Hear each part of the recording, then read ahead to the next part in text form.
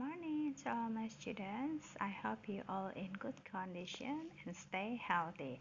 Stay at home and study at home.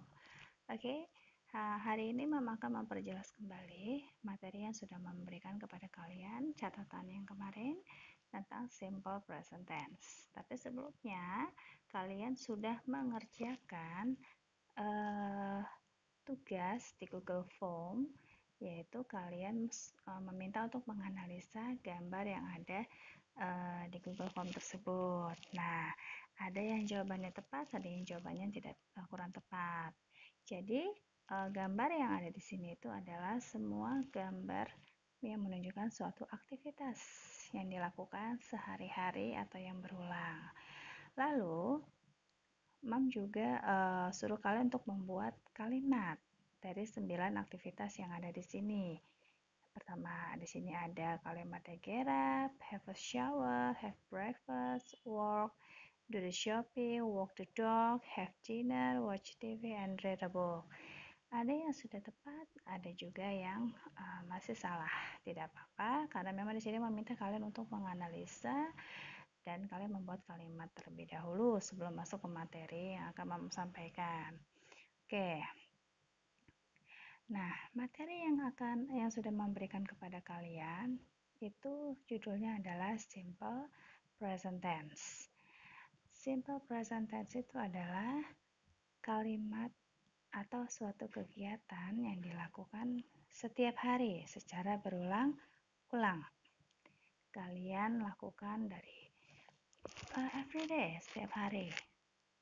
Makan, minum, tidur, belajar, bekerja, memasak, itu aktivitas yang kalian lakukan berulang-ulang setiap hari. Itu adalah aktivitas yang digunakan untuk simple present tense. Apa sih tense itu, Mom?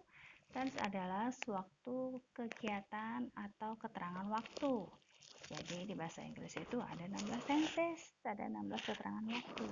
Dan tenses yang paling dasar yaitu adalah tenses simple present tense, tenses yang pertama, ya. Oke, lanjut. Untuk membuat kalimat simple present tense, kalian membutuhkan 3 kalimat, yaitu kalimat positif, negatif, dan interrogatif. Dari masing-masing kalimat tersebut ada rumusnya. Untuk kalimat positif, kalian rumusnya menggunakan subject plus verb one. Nah, dari subject plus verb one tersebut ada dibagi menjadi 2. Kalian menggunakan subjek apa nih? Orang ketiga tunggal, he, she, it, atau plural person atau orang jamak, I, we, they. Nah, ketika kalian memakai subjek orang jamak atau plural person, kalian langsung menggunakan verb pertama. Tapi ketika kalian menggunakan orang ketiga tunggal atau he, she, it, setelah verb pertama kalian tambahkan es atau s. Nah, untuk kalimat negatifnya kalian menambahkan do atau does not setelah subjek lalu verb one. Ketika kalian memakai subjek plural I, we, they, kalian memakai auxiliary do. Tapi ketika kalian memakai subjek he, she, it, kalian memakai auxiliary does ditambahkan not dan verb pertama. Lalu untuk interrogatifnya auxiliary-nya di depan, do-nya di depan dan does-nya di depan, tapi tidak memakai not, ya, hanya do dan does.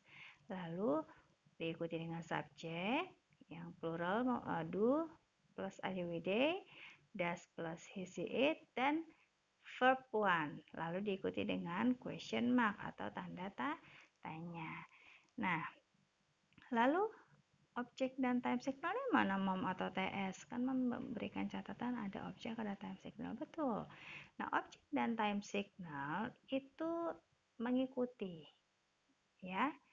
Contohnya seperti ini. Oke. Contohnya di kalimat yang sudah memberikan example. Nomor 1, Mom memakai kalimat dari subjek yang plural. I play football every day. Nah, I di sini sebagai subjek, play sebagai verb 1, football sebagai objek, dan everyday sebagai time signal.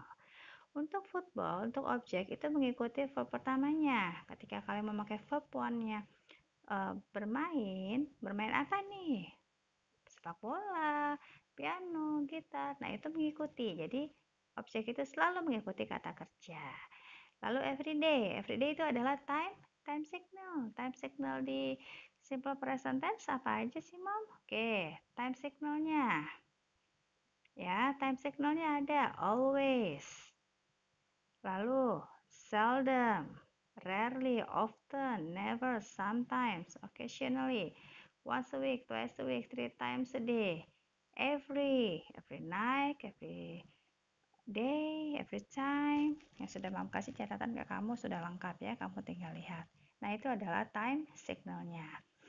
Lalu, negatifnya, kita tambahkan don't setelah verb, setelah subjek. I don't play football every day. Interrogatifnya, do I play football every day? Kasih question mark. Lalu jawabannya ada dua. Ada yes, ada no.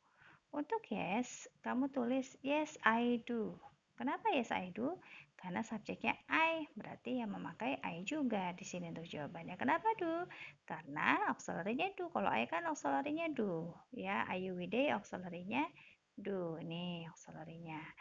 Lalu I play football every day. Ambil kalimat positif dari sini untuk jawaban yang positif.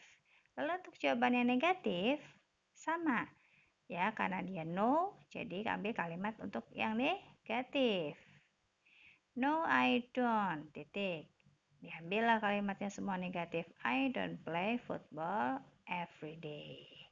Oke, itu untuk orang yang plural atau ayu wide. Sekarang untuk orang yang singular, orang ketiga tunggal, he, she, it.